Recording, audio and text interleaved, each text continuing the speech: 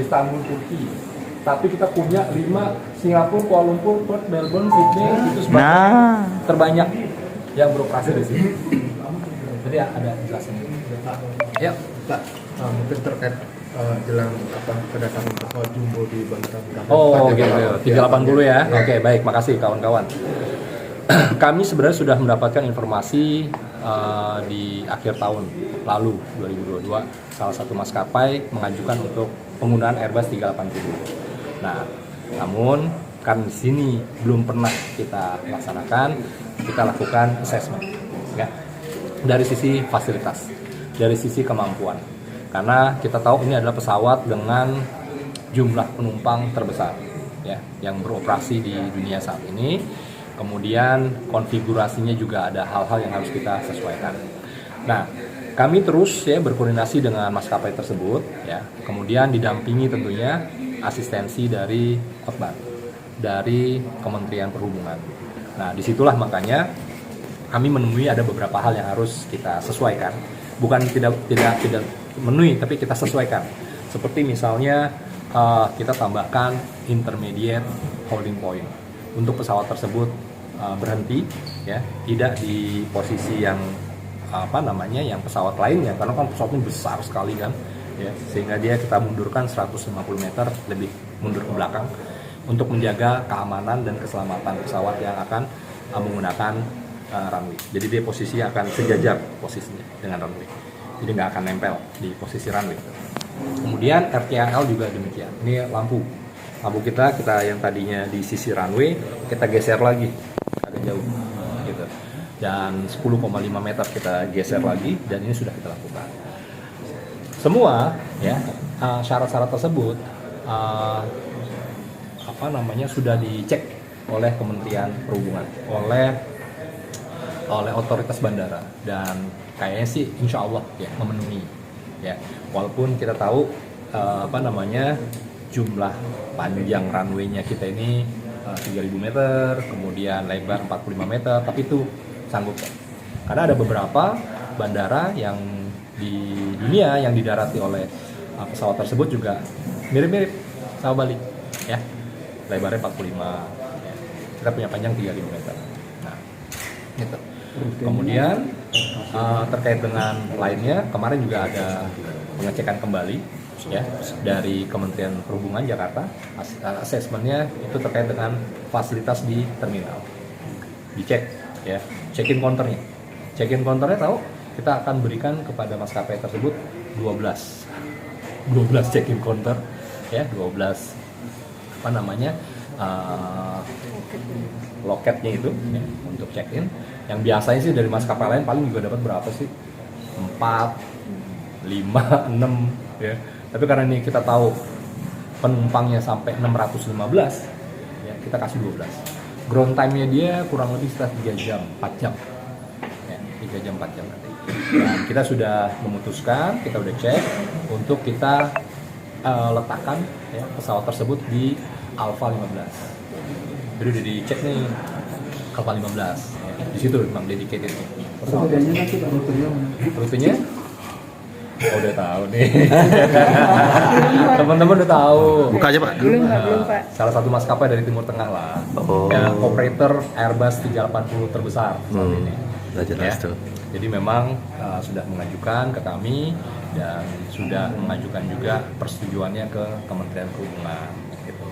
Nah, saat ini dari Denpasar kami sangat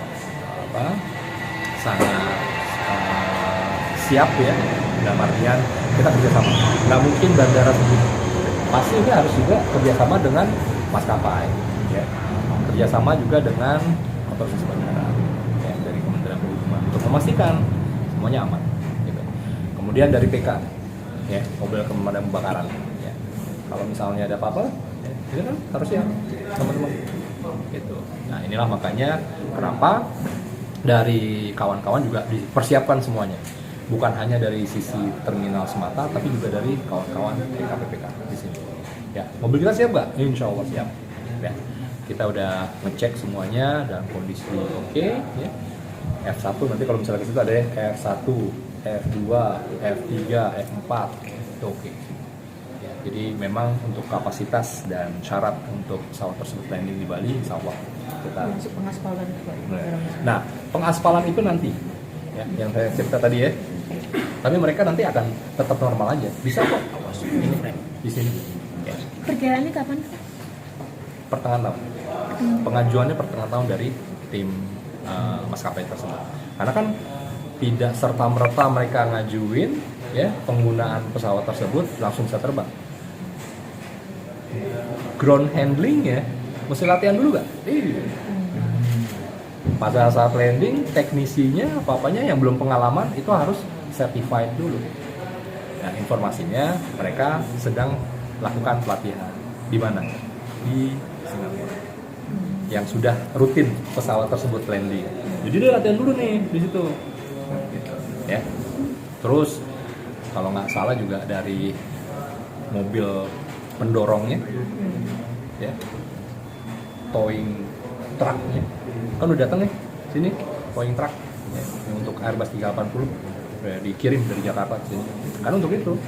Nah, jadi nanti sebelum pesawat itu benar-benar landing di sini, itu akan dilakukan pengecekan lagi, ya, semuanya siap nggak?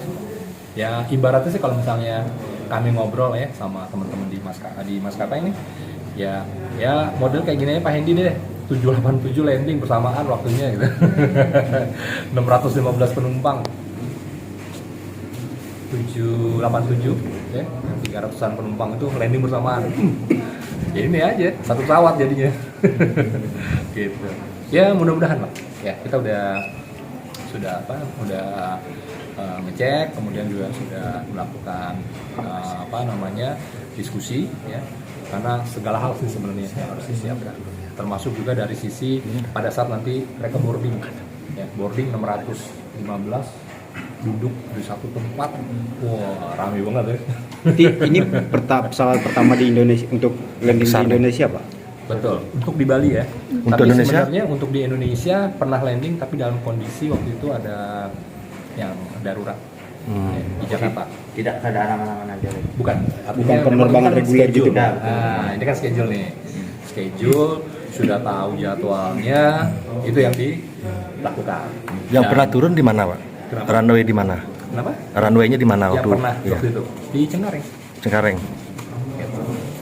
Nah, ini kan juga terkait dengan market ya. Ya, dari sisi bukan hanya dari teknikal saja, jadi marketnya dia sanggup kan nih ya untuk mengisi pesawat tersebut 615 orang sekali angkut nih berangkat atau datang ke sini.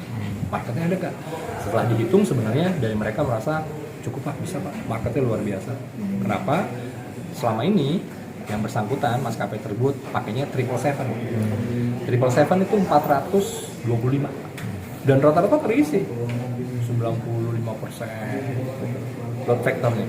Makanya dia yakin tuh bisa deh Pak katanya pakai Airbus 380 615.